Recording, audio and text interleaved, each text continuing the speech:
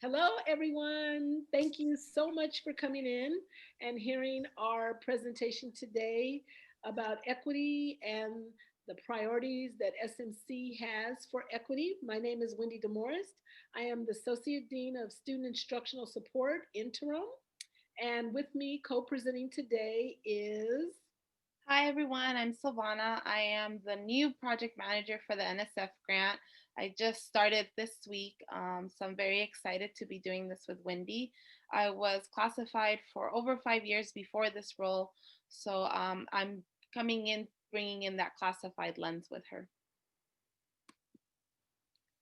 So, to get started, we wanted to just give you a brief overview about what today's focus would be. So, we're going to create a shared understanding of racialized equity. We're going to have an understanding of the student equity plan goals, an understanding of the vision for success goals. Both of those are very, very key into how we're approaching this work here at Santa Monica College. We're going to have an understanding of some effects of white supremacy in higher education, what actions you can take in your role at SMC, and really to just keep reiterating that you all are classified educators and not just classified employees, but that we see you, the college sees you as classified educators. So this work that we're doing is, hold on, I'm sorry, let me get my, this work that we're doing around racial equity is ongoing work. And it's really work that is heart work and mind work because we're really changing people's hearts and minds when we're talking about making things equitable. So, as with any muscle, your heart, your mind, we have to keep exercising those muscles. And this is where we're encouraging you to just continue to take this information and use it, reflect on it, maybe do a deeper dive, and then just know that this is a process, an ongoing process that we're all doing to make sure that we're serving our students in the best way that we can. Before we get started too, I'd like to just go through some community rules. We had just three basic community rules that we wanted to have in this forum today, which was for everyone to listen with an open mind, to commit to learning and reflecting, and then to also participate in the chat because we are going to have some things that we're going to have you do in the chat. We're not going to send you into break-off rooms, but we will have things that we'll have you do in the chat, and we want to make sure that you get your voice heard and that other people can see some of the things that other people are doing and what they're thinking about. So the basis of what we're going to be talking about starts with two readings that we have for you, and Silvana's going to put these in the chat for you. Basically, they are the Student Equity Plan, which I have read, and I encourage all of you to read. And the other one is the SMC Vision for Success Goals. And these are the two key things that SMC are using as we move forward in how we do the work around equity and giving support and services to our students. So let's talk about what is the equity vision and the mission. So at SMC, we're saying that SMC is a dynamic and culturally responsive educational community that upholds the values of equity, inclusion, and social justice as a pathway to personal and academic success. And then we're also saying that our mission is that SMC is an educational institution dedicated to providing an equitable learning and working environment. We intend to make clear through our lived values and praxis our commitment to inclusive excellence, which is reflected in our student outcome and employee satisfaction.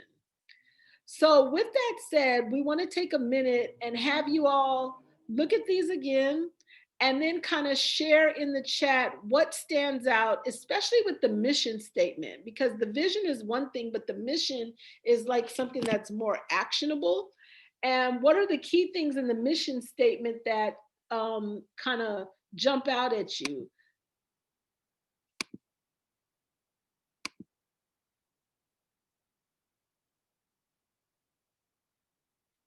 And Savannah or Alan, if you want to read some of the things, I can't Sure. see my I chat. think the presentation went past the mission statement, so Oh, sorry. Yes. no problem. There we go. It's because I'm trying to find my chat and I can't Uh-huh. find the chat. If you hover it around the bottom, your cursor, chat should, whenever you have a presentation up, it makes it more difficult. It's still Either at the, oh, actually at the top when you have a presentation up, there might be a dot, dot, dot, like 3 periods when you hover on the top Oh, yes. or more or something like that. And then it should be chat. Oh, I see. Okay. Good, good, good. Thank you. Thank you. Because I'm like, where's my chat at? So Lisa mentioned our commitment to inclusive excellence. Great, great. And I think that's very key. And especially for the classified educators, that's something that you want to all be doing each day when you're there interacting with the students that we support, is having inclusive excellence. Anyone else have anything else they want to add in the chat?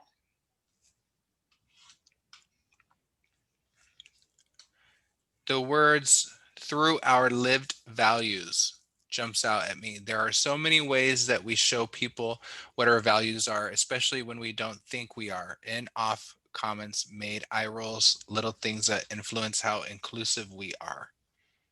Very, very true, Jessica. Thank you so much for that. I think that's so true. And that people have different values, and everybody doesn't always have to agree, but that we are saying at SMC that we, through our lived values, which we're all going to agree on, that's how we're going to go out and help support our students.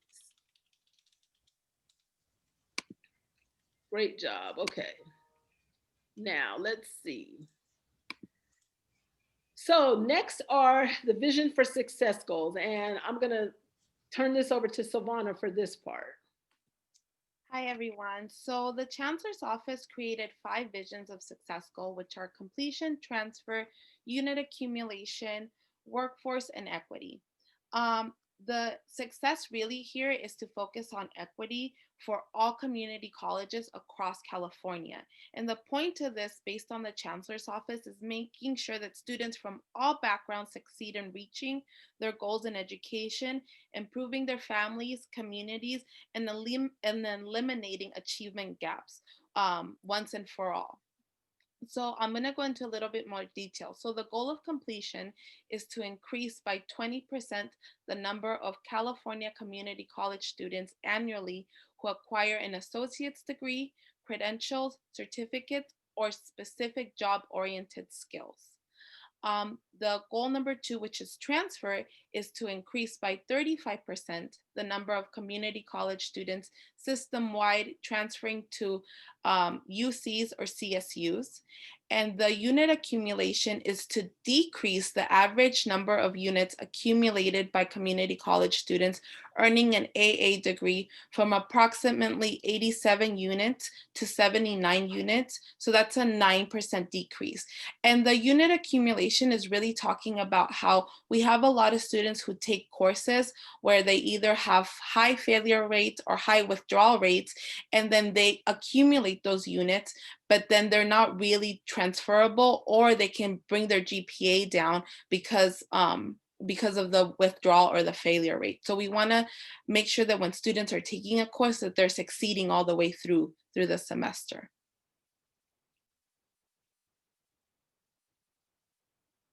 The 4th goal is workforce. So it's to increase the percent of existing students who report being employed in the field of their studies.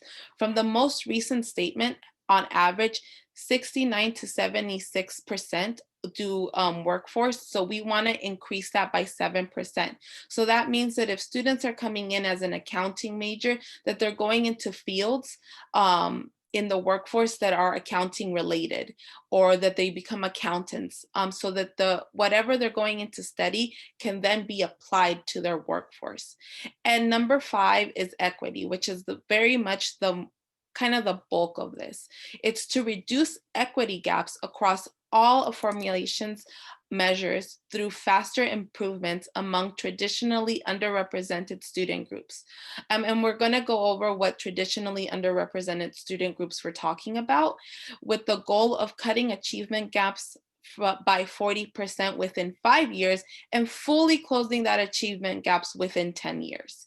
So you can see that a lot of this work is to make sure that whatever work students are coming into school, that they're getting those skills that they need, that they're able to fully get to succeed through it, and that they're able to apply it once they transfer out.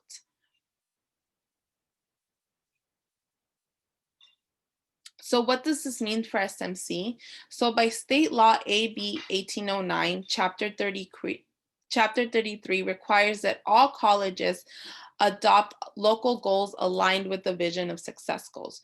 So SMC does not have a choice, but what we have done is that we have adopted ambitious goals that center the underrepresented groups within our own community college, which are Black and Brown students.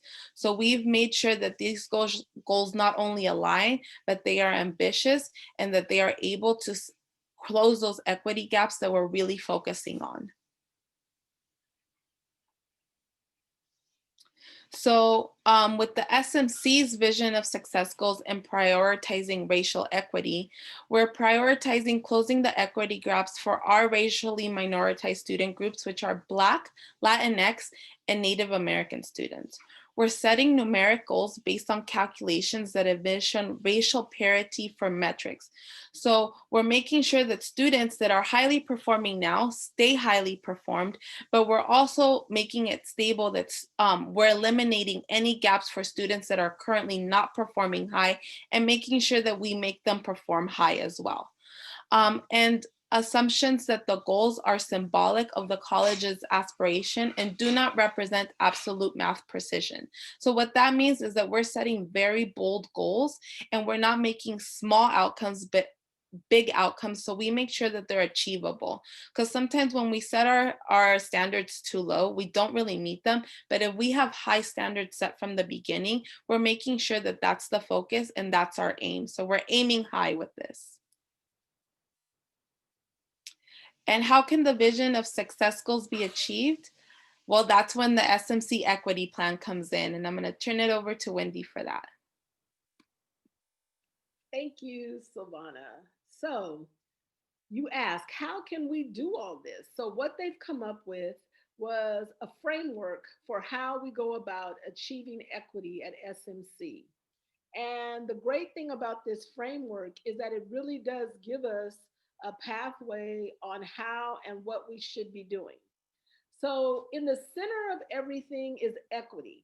And then with this framework, what we're doing is we're going to start with authentic communication. So, with authentic communication, we're asking questions like, how do we address conflict here at the college? How do we address misinformation? How do we address microaggressions and unintentional wounding from people? How are we ensuring that students are heard and respected as partners in this process? What ways are we modeling this in different spaces so that we can have authentic communication? It brings to mind things like our equity bag, where that allows people to come and have real hard conversations about race, but within a safe space so that everybody feels included. How will we gain commitments to authentic communication? How will we ensure all voices are heard? I think a key thing with that was, even in this process, when I was asked to do the presentation, I wanted to make sure that somebody from classified was heard in this. And I asked Silvana at the time, she was classified. Now she's come over to the dark side. But I made sure that, I wanted her voice heard. And how will the community agreements and norms be embedded in our interactions? You noticed at the beginning, the first thing I did, or one of the first things I did, was say, like, these are going to be the community norms for how we go about having this conversation today. And so that would all be a part of authentic communication. The next one in the framework is cultural humility. So this goes to what assumptions are we making about our work environment? What cultural dynamics are we looking to challenge or center? And why are we challenging or centering them? And how can we disable power imbalances? So I think, we never really think about those while we're there in work because we get so consumed with the actual actions. But these are some of the things that we want to make available and do as a part of our practice here at SMC. The next thing are what we call HIPs, or high impact practices. So a key thing is, what HIPs have we intentionally embedded in to enhance the learning and engagement of Latinx and African American and Black students? Are we showing up as culturally humble experts who are learning and open to exploring new ideas? When Savannah and I were preparing for this, I was telling her I'd watched a YouTube video where they were in a medical setting, and it was an African American nurse. The patient was Mexican. The doctor was Mexican. And the patient was complaining that she had a lot of pain and wanted more pain medication. And the nurse told the doctor, oh, well, in my studies, I've learned that Mexican people, they just really over exaggerate their pain. And it's not that she really needs more medication. And the doctor, being Mexican American, was thinking like, well, I'm Mexican American and I don't have that same idea around pain. But the nurse was not humble enough, to say like, hey, maybe I should, refer to somebody else who may be more of an expert on that. So this is where we need to think about this in our practices, being culturally humble experts. What practices need additional resources that we should scale up and reach greater proportion for Latinx and African American students?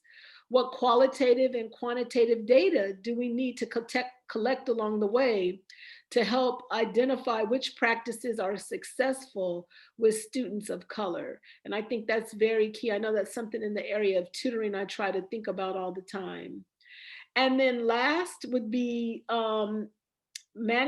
change management and culturally responsive facilitation. Who is best prepared to facilitate an equity focused meeting? Not everybody is going to be the person that should be facilitating an equity focused meeting. And again, this is partly why I did ask Savannah to come and be a part of that. How will these facilitators be supportive? I could say in us preparing for this, HR gave us everything we needed to be able to be here and present to you. So making sure that if people are going to engage in these things, that support is there for them. Are we as an institution prepared to commit to dialogue that squarely centers our examination and decisions of the college around Latinx and African American students? If so, how? Are we committed to communication styles that value calling in versus calling out? And for those of you that don't know, calling in is, well, let's start with calling out. Calling out is when somebody may say something in a meeting or with a conversation, and then you automatically are like, what? You can't say that. You're wrong. That doesn't apply. And it becomes more you make the person more defensive, and it's very, very accusatory. Whereas, say in a meeting, somebody says something off colored, and to call them in, it would be where I would say, oh, you know what, Savannah, that's an interesting point of view. I'd like to discuss that with you in more detail later on at some point. So it's kind of putting a pin in it. And then in a more intimate setting, I can have the conversation with Savannah where I can say, okay, you said this. Now tell me, why do you think that? And do more inquiry into why she thinks that. And then say, oh, well, maybe you could look at it this way, or can I give you a different perspective on it?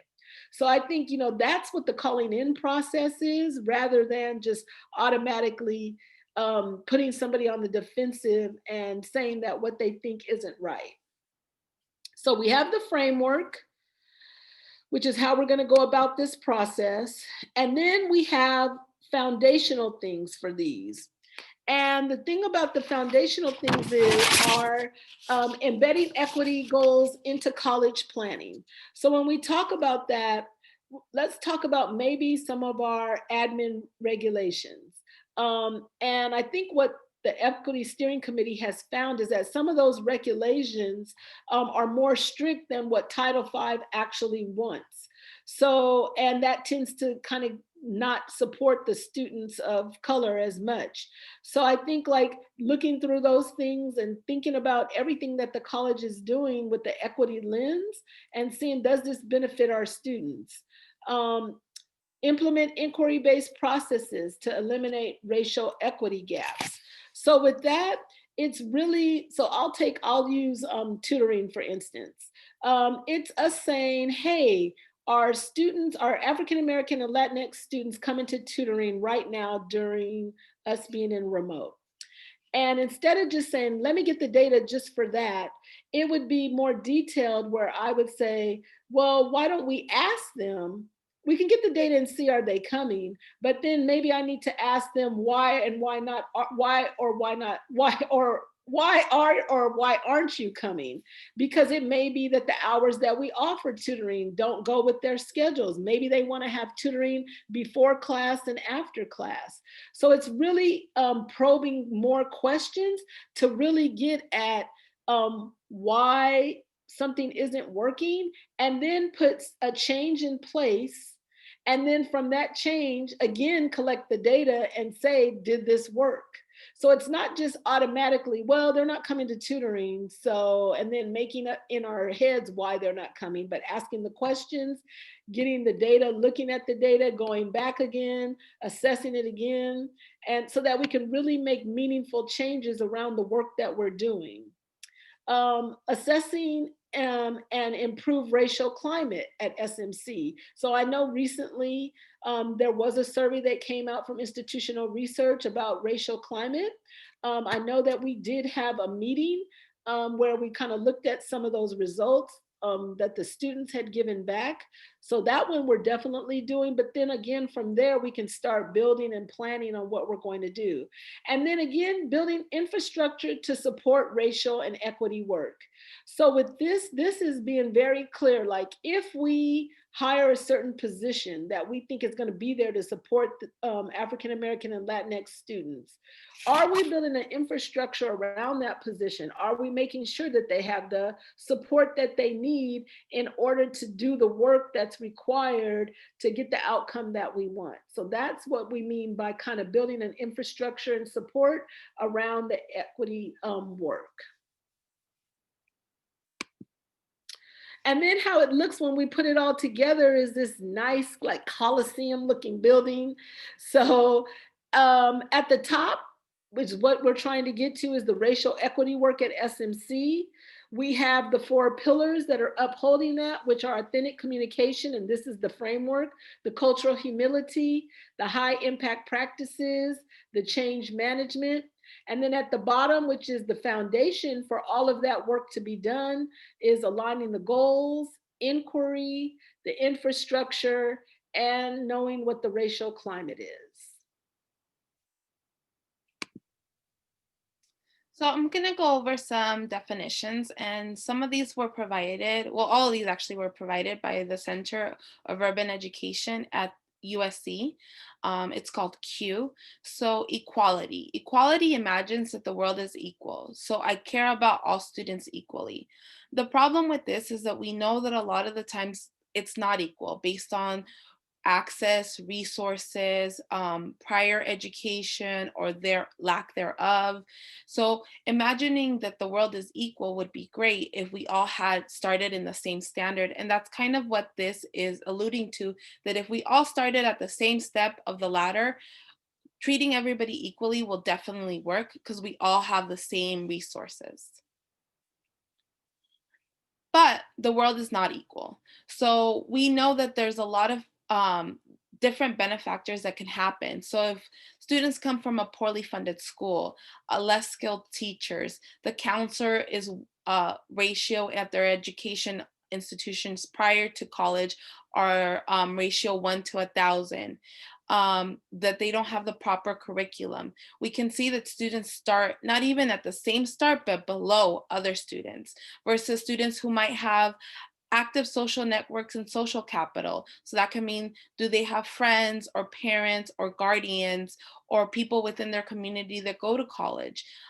Do their schools offer honor courses, AP credit, or highly skilled teachers that know how to transition them into the college role? Do they come from middle class or upper class, where they have access to these type of schools that have well-skilled teachers, well-skilled counselors, that have the proper even access to SAT or ACT scores? Do they even have the money to pay for these type of tutors? Do they have educated parents? Do they even know about scholarships? So we can see that a student who has access to a lot more information and a lot more resources aren't even starting at the bottom, they're starting kind of at the middle of the ladder. So it kind of represents how students are just coming to us from various backgrounds. Next slide. And then when we add in a bias and systematic racist system, which we know that a lot of us are dealing with, it's just even harder, because then the students don't even have the information to get to the proper ladder. And what you see is that students who are from a predominantly white background tend to have all the steps to the ladder, versus students who come from underrepresented and marginalized communities, which really align with racial and ethnic groups. They don't have that background. They're disproportionately not given the resources, and they're not able to even advocate for themselves, because they don't even know sometimes that these type of resources exist. So it's really important for us to move away from this and from this type of terminology of equal, and we move to equitable. And then the same thing happens when we talk about diversity, because what happens with diversity is that we can be bringing in a lot more people from underrepresented communities. So maybe our focus is to bring in Latinx, Black, and Native American students. But if we as an institution aren't creating paths for those students to succeed, all we're doing is bringing in people, but we're not really focusing on the success. So the success really puts it back on us. And we're going to talk about that terminology in a little bit, but it's really focusing on, okay, are we bringing in these students, but are we also setting up these students to succeed as an institution? And in contrast to both diversity and equality, equity redirects those resources to create pathways to the greatest need, to fix barriers, and intentionally provide support. So, what equity does is kind of bridge these gaps, that we're creating practices that are equitable, that we're training our faculty and our classified educators in these type of conversations, as you guys are all participating today, to know about this terminology, to know about the structures, and to know about the barriers that are set for our students. Are we as a college setting goals and action plans? And as you can see with the vision of success and with our own adoption of the vision of success, setting those plans and putting them into action? And are we collecting the the regular data about disaggregated and analysis? So what disaggregated data means is that we're not just focusing on are all our students succeeding, but we're really looking at are all students from specific backgrounds succeeding. So we're not just saying all of our students are succeeding, but we're saying our Latinx students are succeeding, our Black students are succeeding, our Native American students are succeeding. And we're focusing on making sure that whatever those needs are, that we're creating those to really help them move forward. And now I'm going to turn it over to the terminology of deficit mindset to Wendy. So deficit mindset. So this is when we look at the student as the problem. And I think we all, if you've been in education long enough, we've all heard people say, well, it's because they didn't come with their book to class, and they didn't come, with knowing what the prompt was to get tutoring. And although those things may be true, those things are problematic, we need to start looking and focusing on how the college takes responsibility for the outcomes of Black and Brown students. And what can we do within our sphere? Because we already know what they're not going to come with, but what can we do within our sphere to make sure that we're supporting them even when they don't perform the way that we think that they should? So this brings us to the deficit mindset set, and I'm kind of going to go back and forth between deficit and equity. So with the deficit mindset, it focuses on all students, race neutral or colorblind. And although we know that race is something that isn't real, but we do know that people's lived experiences are real within the skin that they have.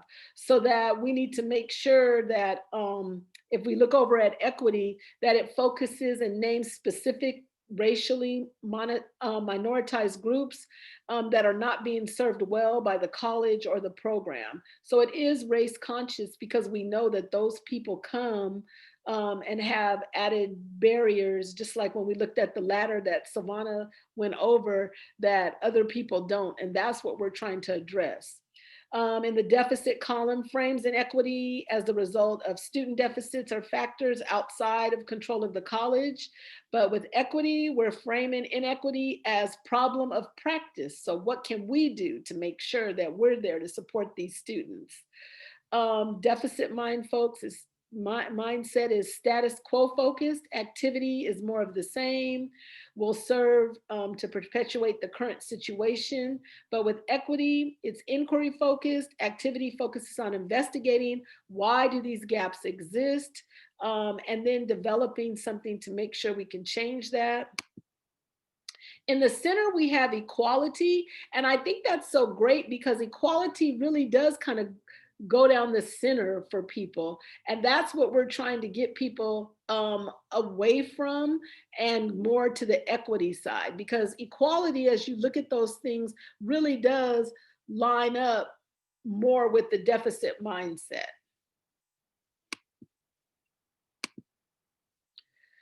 So let me start on this slide by saying right from the beginning that these are not real numbers. Because I know some people may think like, are these numbers? These are not real numbers. This was just for the purpose of this slide.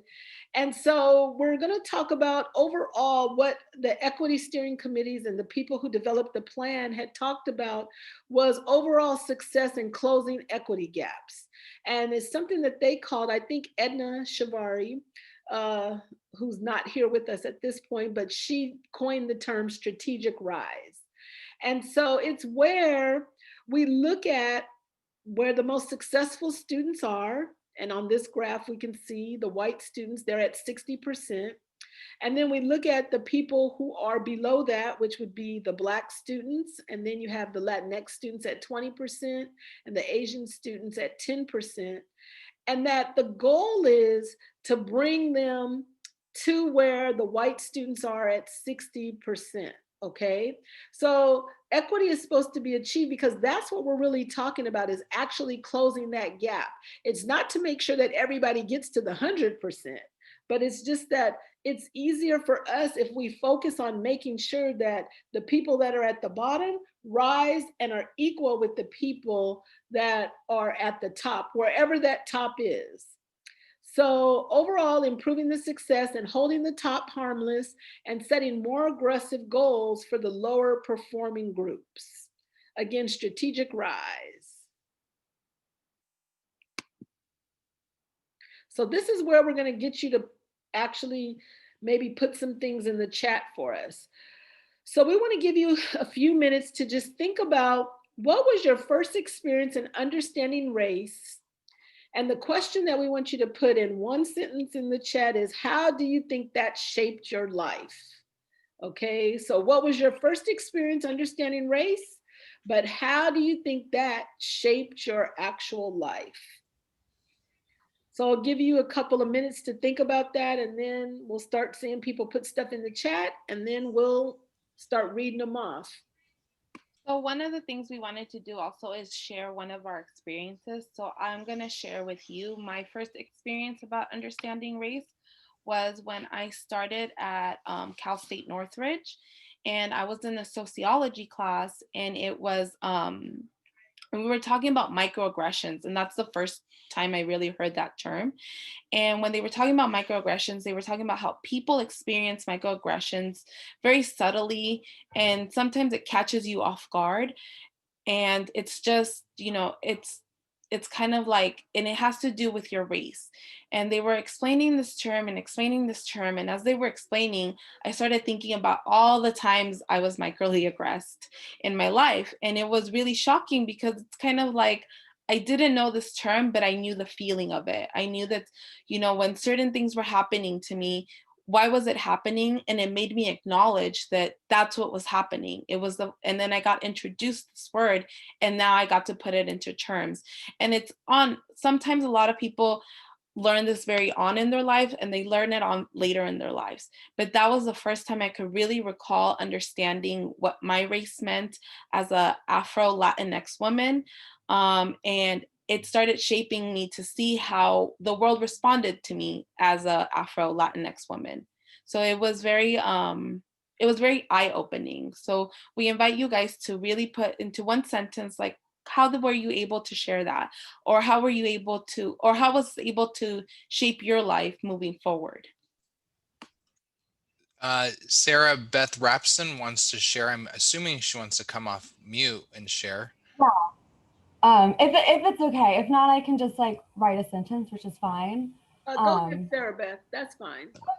Okay, this is actually something I share really frequently with my students, because for those of you who don't know me, I am a white woman, and so I do recognize my position being one of, it's different. Obviously, my position has a higher like social privilege just as it is, and recognizing that is important. And so I always want to make sure that my students kind of know where race has kind of impacted me in my understanding. And it comes actually from the third grade. My best friend, her family was run out of town because her mom wore a hijab. I had no idea that it was like anything to do with that until after they had left. My parents actually had to explain to me what happened. And that was a really pivotal moment in my life where I recognized that I wasn't discriminated against in that way, and that my family wasn't discriminated against in that way. And I really, it left a big impact on me and my desire to not discriminate and to accept others and bring them into my fold. And yeah, that's it. Thank you, Sarah Beth. That's great. Thank you. There was Karen Tate shared, probably when we went to Sears and the bathroom said white ladies only. When I read it nice and loud, my mother shushed me. It opened my eyes and made other such occurrences clear to me. It also instilled a level of anger. And then also Ann Mursky shared, spending time in Panama made me curious about people who were of different color. So Wendy and Silvana, would you say that people, like, I was reading this question, when you're saying when people understand race, would you consider, and Silvana, you shared when you were in college, do you find that, and you mentioned some people earlier, some people later, what do you find generally is the predominantly that people understand race? Like, is this when you just notice people are a different color, or when you notice there's inequities? I think that people understand it early. I definitely think children understand it early, but I don't think they have the language to actually say what it is, you know? So they, as kids, if you think about um, students or young people today, even kids that are like in elementary school today, well, there's the doll test that's out there. When they give the students a doll test and they give them a black doll and they give them a white doll, most of them, they give them a choice on which one do you want, or they ask them questions, which one's good, which one's bad.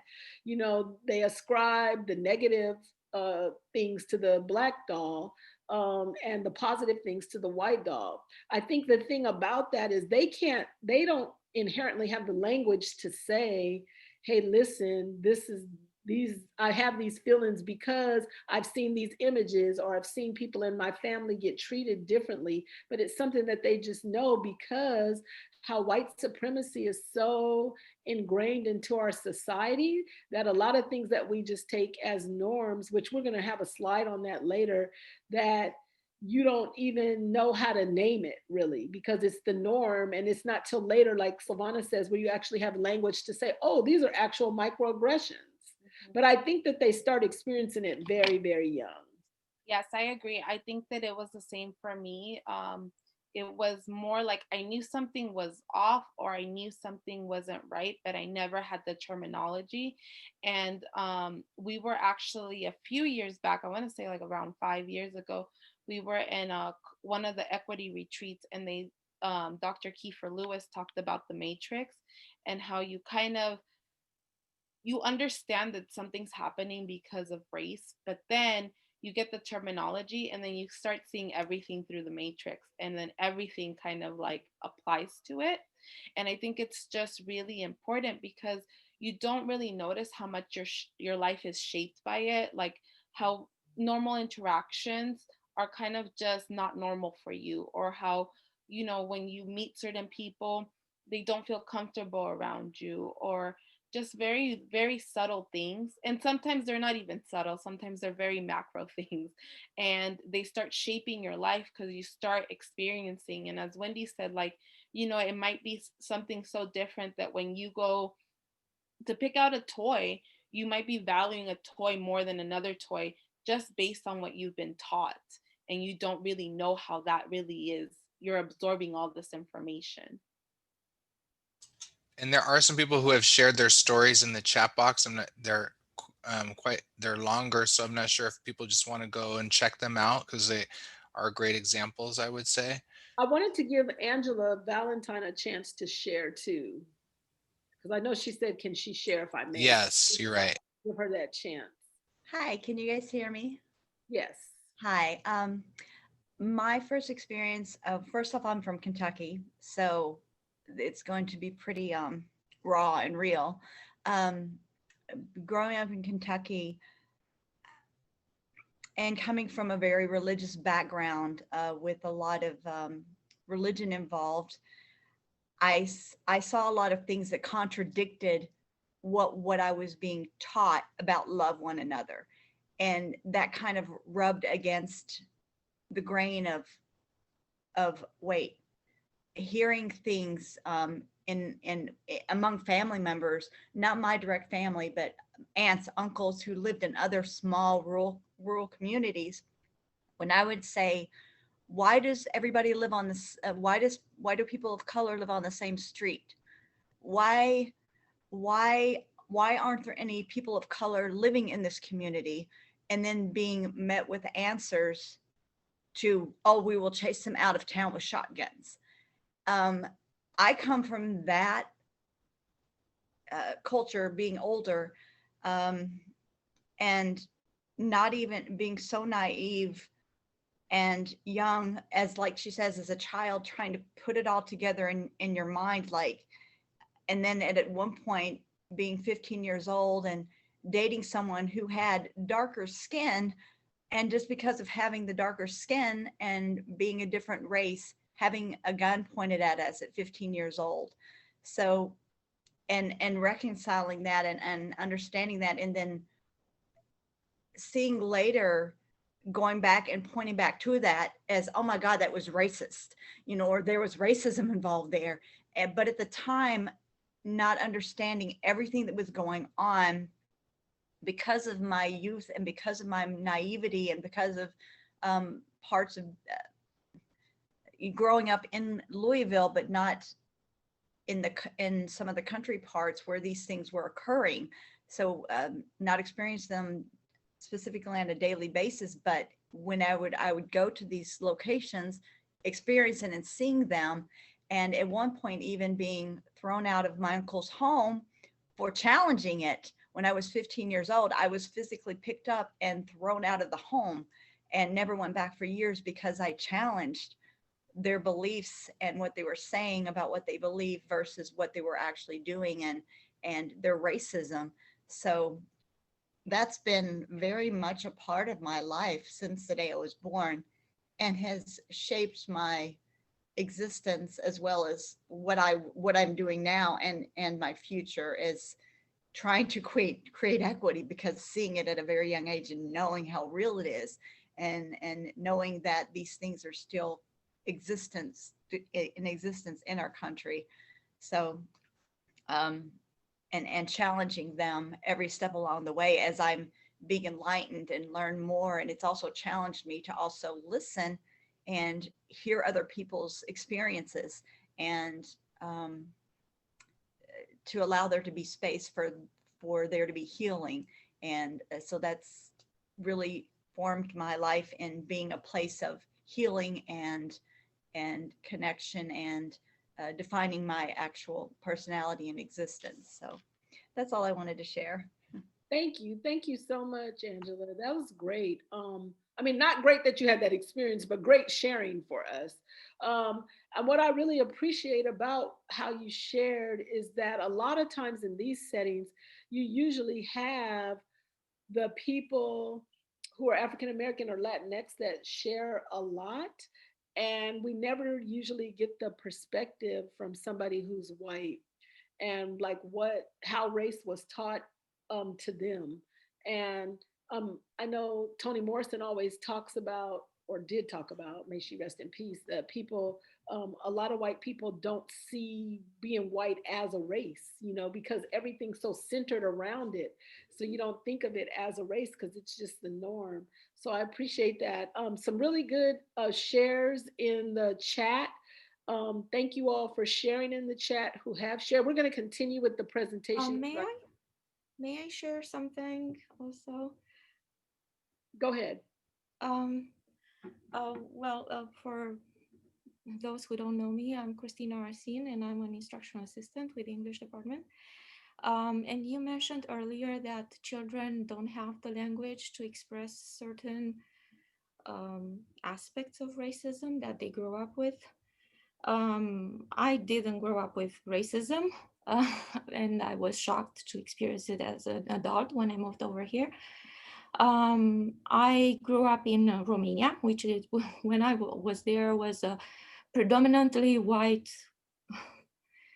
country, like only white people around me. The only Black people that I knew were my desk mate. She was half Romanian, half African American, and university student who was from, I don't know what country in Africa. I never actually met the person. I only saw that person in the street. So, but growing up with the desk mate who was African American, partially African American, I never questioned her skin color. She was just my desk mate. So I never even learned the language related to racism. So I was really, really shocked to experience it here as an adult. I just wanted to share that. And there was another an article that I read a few months ago about a little girl who was standing in line to pay for her doll at Target. And the lady behind her and her mother asked her why she paid. The little girl was white, actually. The lady behind her mother in line asked her why she had picked a black doll, because she was a white girl. So it was just natural for her to pick a white doll, which even in the article, it was emphasized, and I agree with that it's adults who create this racial language and are not capable of teaching the younger generation that shouldn't be a thing at all in our society, and that children don't really perceive. And not that don't perceive color, but everyone is equal to them. And if we were all able to do that, even as adults, that would be great. Thank you, Christina. I'm going to hand it back over to Wendy because there's time constraints with the presentation. Thank you. It's interesting what she brought up about the dolls. I have a friend who is white, and when she had her daughters, she deliberately bought them multicultural colored dolls. And, it was great because she started them off right from the beginning. But I don't think a lot of people think about that. But she really wanted to make a conscious effort that my kids know that all colors are acceptable. And so she had Latinx dolls. She had African American dolls with different hair textures. And I thought that was just really great. So let's go on to the next slide. So things to consider as classified educators. Why is it so hard to center Black and Brown students? Think about this question within your own role as well as the broader policies of the college. And Savannah, do you want to add anything to that? Yes, I know that sometimes we feel like, oh, we can't really implement things that are policy driven or that are like just rules that we have. But I want you guys to really think about your everyday roles. And one thing that Wendy and I talk about is a lot of times is some of you may have hired student workers, is the hiring paperwork that they have to do a lot. And we might not be able to do a lot about the paperwork that they have to fill out as it's, done by the government, and those are things that have to get filled out in order for them to be hired. But what we can do is sometimes make our own efforts easier so we can guide them through it. So something that I learned to do a lot is that we give them the hiring paperwork and then we walk them through it, as well as we create checklists with them. So then they're able to have full guidance through the paperwork. A lot of times that's them getting the job for the first time. They might not know what, you know, even like a social security card might look like. Sometimes they don't know what proper forms of ID are. And just sitting down and walking students through this as it's their first job, letting them know what counts as I-9 forms, what doesn't, what they have to fill out, even highlighting what they have to sign. It's something that I really have always done with students. So then they're able to go through the hiring work process very smoothly. So even though I can't change the policy of what hiring paperwork needs to be done, I could change my response to it. So I do want you guys to think about that maybe we can't always change policies, but we can change our response to it to make things that are centered for first generation students, for Black and Brown students, and really making sure that we ourselves are putting those type of things into practice. So white supremacy culture. So we're not going to go through this article, but Savannah's going to put the link to the article in the chat for you. But the article really goes through characteristics of white supremacist culture, which show up in our organizations that we have and our institutions. The culture is powerful because it's so present, and at the same time, it's difficult to name and to identify. But it definitely has definite characteristics and standards. And they're damaging because they promote white supremacy thinking, and they damage people of color and white people. So one thing that for our organizations we need to start thinking about is what are those policies and what are those things, and actually, as you can see, the slide says the longer you swim in culture, the more invisible it becomes. So some of those characteristics, and I want you to think about when you do go back, because like we said at the beginning, this is a time for you to learn, and we're going to allow you to do that kind of on your own. We didn't want to take up this time because some of this is deep stuff and you're going to have to process it. So think about the following concepts: perfectionism, little appreciation, more common to point out work that is wrong, sense of urgency, no time for inclusivity, thoughtful decision making, defensiveness, criticism of those in power is viewed as inappropriate, quantity over quality, things can be measured, valued over things that cannot, worship of the written word. If it's not in a memo, it doesn't exist, especially when you think about like African culture where a lot of things were handed down orally. So then to hold people that come from that background just to a written word standard, that's could be problematic. Paternalism, decision making clear to those with power, unclear to those without it. So how do those concepts of white supremacy play out and how you do your position here at the college? And moving from the college culture in general to how you carry out your role. So that's just like some work that you'll be doing kind of on your own, but we wanted to make sure that you got that so that it kind of can piece together everything. The next thing is a guide for decision making. For all decisions that you make in your respective role, the question should come first. How to mind is the following: how does it help Black and Latinx students, and how does your decision or action close those racial equity gaps? I think for Savannah and I, we were talking about when we were hiring students for SI. We would get a lot of qualified students, but we know that we didn't have a lot of representation of African American or Black and Latinx students that were SI leaders. So one of the things in our decision making was to how we reached out to Adelante and Black Collegians to see did they have students who could qualify to be SI leaders. But also once we had those students, for some of them, they had never had a job before. So this could be their first job. So for us, not necessarily that they had the highest GPA. We always held to the standard that you had to have an A or B in the class that you were going to be an SI leader for. So we would look at that and see like, okay, they got an A in this class, but maybe their overall GPA wasn't at a 4.0 or a 3.5. But we decided that we saw something in these students that we knew that if they came aboard, we could mold them and encourage them and help them become great SI leaders. And usually they would tend to bring on more of their friends to do the same as they left those positions.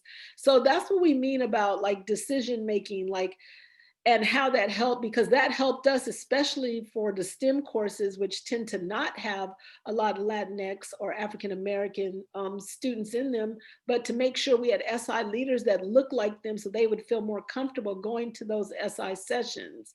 So when we talk about in your own perspective roles, the decisions that you're making that will help close those equity gaps, just based on the decisions that you've made.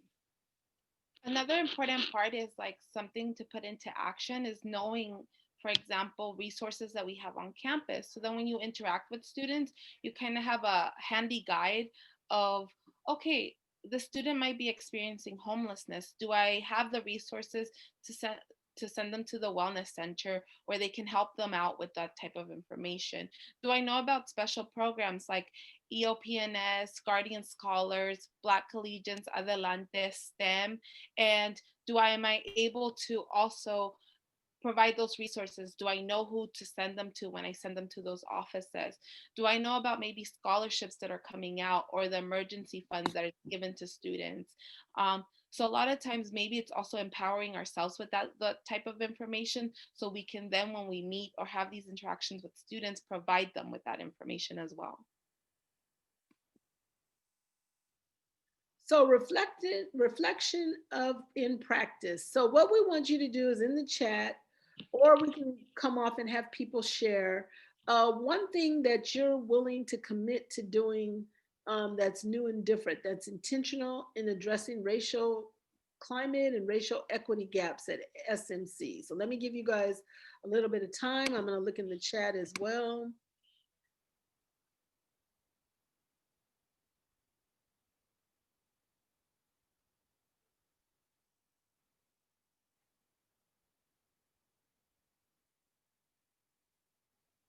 And if anybody wants to share, feel free to unmute and share with us.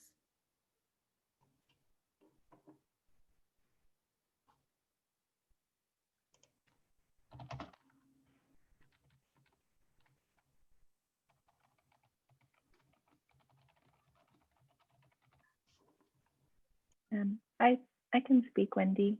Go ahead. Hi, I'm Jessica. I've definitely seen it. So I'm a tutor with the students, and I've had times where they could really benefit from some of the resources that we offer on campus, but I don't have them at the ready. I don't have them saved in tabs with a link handy, and I think that would be really good to be better prepared for those services and resources as they come up as a student, because we're we're tutors and we talk about the content, but often students will talk about their frustrations or things that are going on in their family as well. You know, they start to develop a relationship with us and make multiple appointments. And I think it's really up to us to be apprised of what SMC has to offer so they don't feel so alone and struggling. Thank you, Jessica. Can I participate, Wendy? Of course. Sorry, let me put that on. Yeah, so I think what I would like to do is also take a more active role in reaching out to African American and Latinx students who could potentially become tutors for us. I feel like normally the way it works is, you know, we put the student request form, we ask faculty to recommend students, and then we are kind of leaving that selection process up to them, you know, instead of us taking a more active role into, I would like to be able to reach out to these students, as you said, the way you reach out to SIs, SI leaders, so that we can have those tutors represented in our centers as well. And yeah, so we just like to be able to find those ways in which we can take a more active role in reaching out to those students. Thank you, Paulo. That's good. Yeah, and I'm here to be a support with you for that too. Great, great.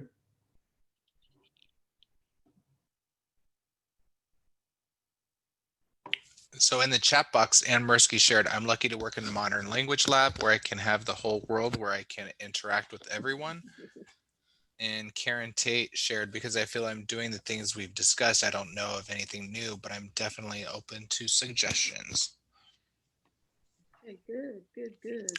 Yeah, what I'm going to do, and even if I don't know something specifically that I can do in my role, I'm definitely going to read up on this white supremacy culture. I saved that link already because the more, as a white male, the more I know and identify white supremacy, I can deal with it.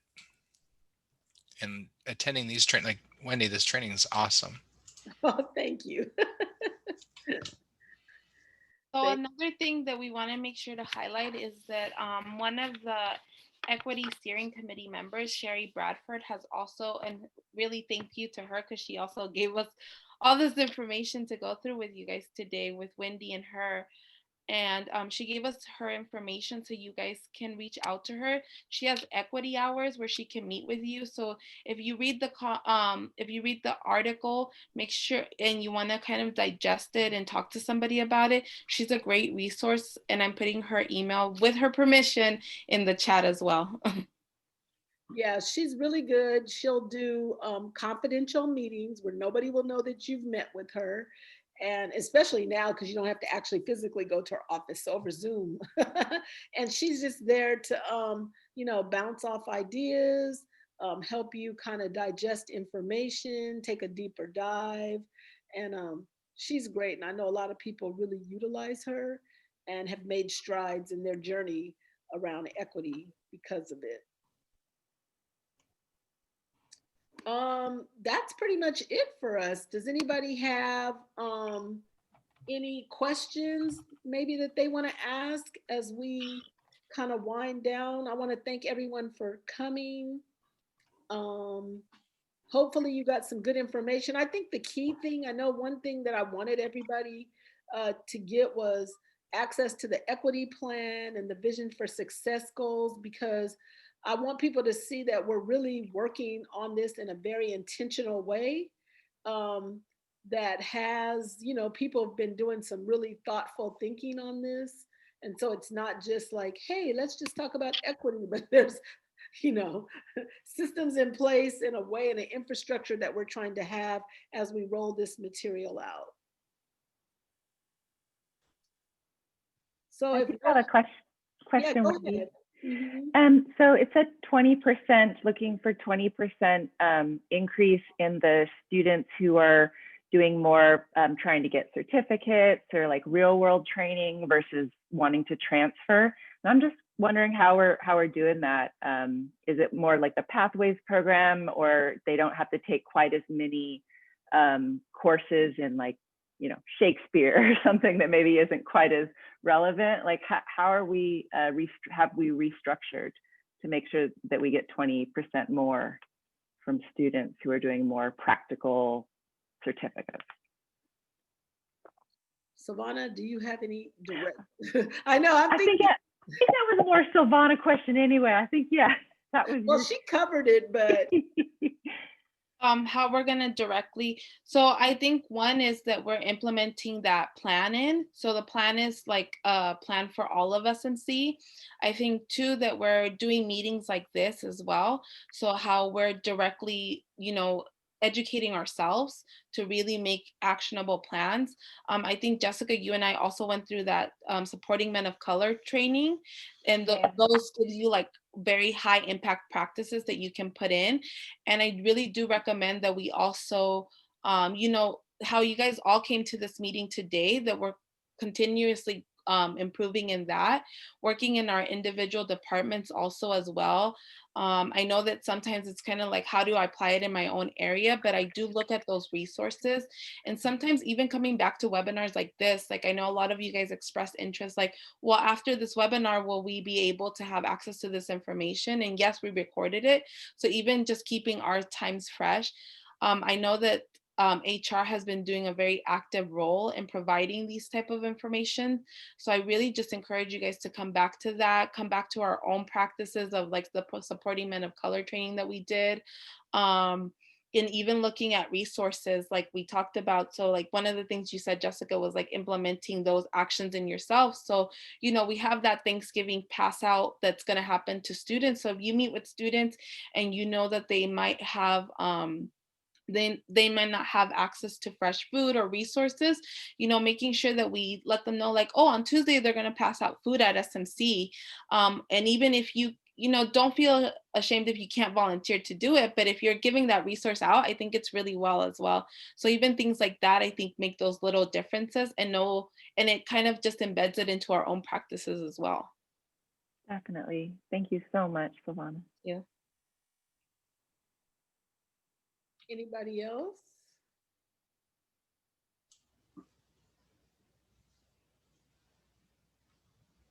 Okay, well then I'll set you off into the world to be equity practitioners. No, thank you all.